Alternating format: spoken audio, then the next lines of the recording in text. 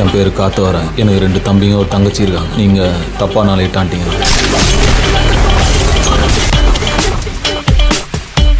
He is smarter than I thought. எங்க போயிடுவான் புரிஞ்சுக்கலாம்.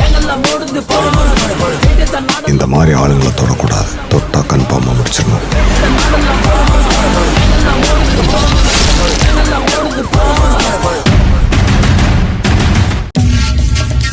சுந்தரி, உனக்கு வெற்றி சார கல்யாணம் பண்ணிக்க சம்மதமா? அக்கா கல்யாணத்துக்கு ஓகே சொல்லுங்கக்கா.